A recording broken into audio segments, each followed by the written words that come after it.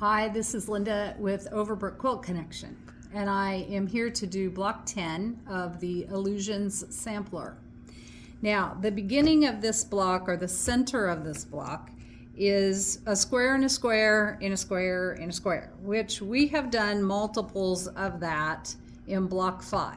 So I'm not going to show you the technique again, because you can always refer to that video if need be. But one thing I will say is when I'm doing square and a square, it really frustrates me because I can only do one thing at a time.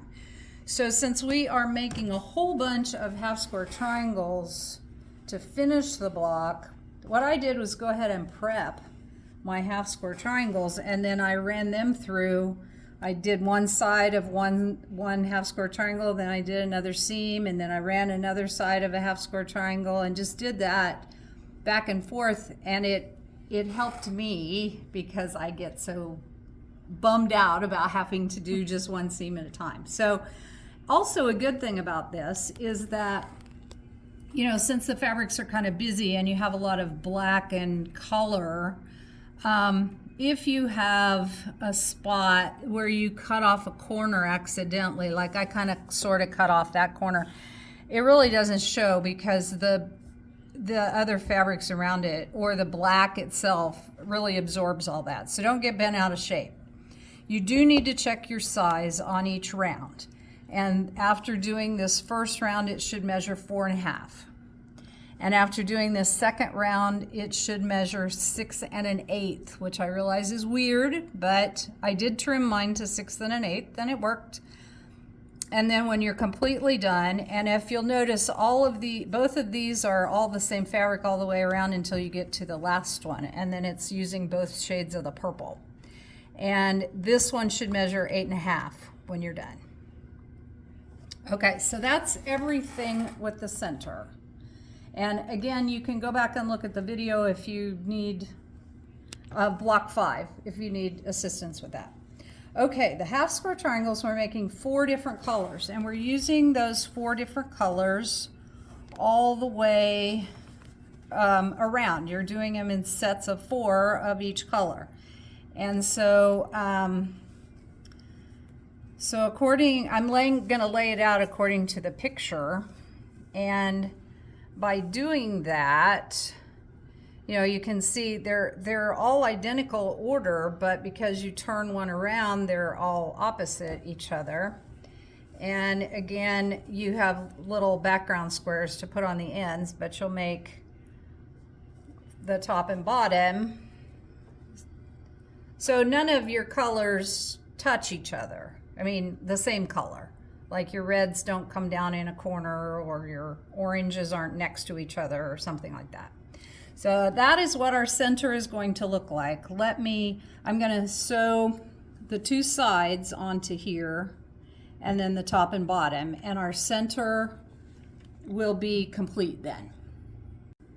All right, I have the center square, the 12.5-inch part of our square done. And it, you know, went together just fine. There's match points at the centers of your triangles,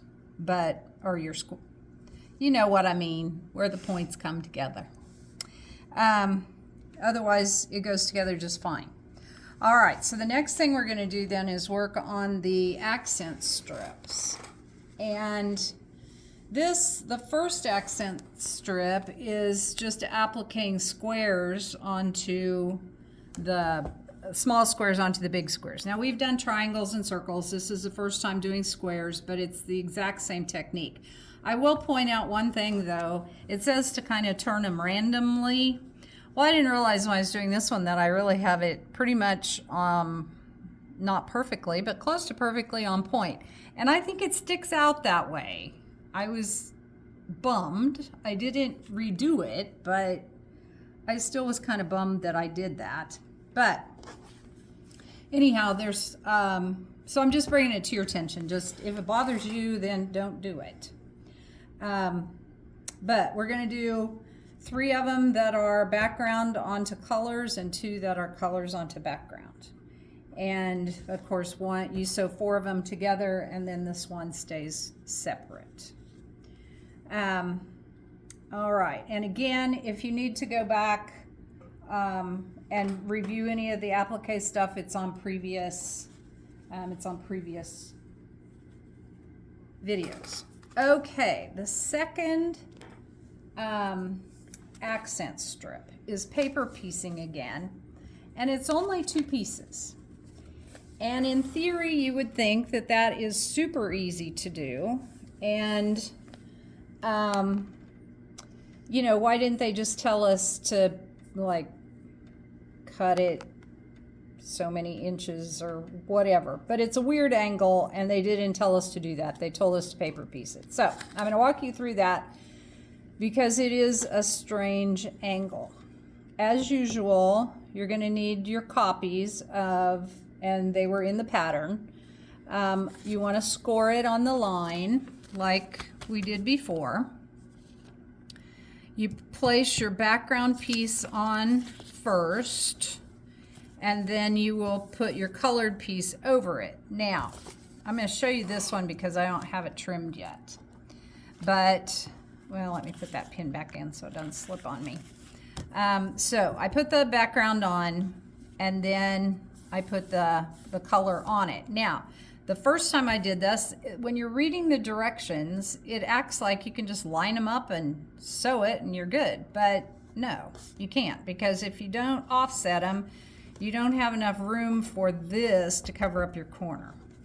So on the end where the color is the narrowest, have your color stick up about 1/2 inch above your background. That's kind of the trick to this. And I found it out after I ripped it out a couple of times. So, all right, so you're gonna have your background laid on here. Then I fold it back and make sure that I've, you know, got my 1/4 inch seam allowance at least. And then I lined up my other piece, again sticking up about 1/4 inch, and sewed it on the line. And when you fold it back and press it, then you can see that it does actually extend past the corner. And of course, then you trim it off like normal. And these are all 4.5, and we're making 2 of 3 different colors. And when you sew them together, they make this kind of angled stripy look, and so the purples will be sewed on to this end. So 2 together makes a light and 2 together makes a dark. So let me finish these last 2, and I will put the I will finish putting the block together so you can see, I mean, you know, because all the blocks go together the same way. So let me finish this other strip. I'll finish the block and I'll come back and show it finished. Okay. All right, here is our finished block 10. This accent strip, when you trim it, the grain lines are kind of odd because, you know, everything's tipped. So you have a little bit of stretchiness going on there, so be careful when you're doing that.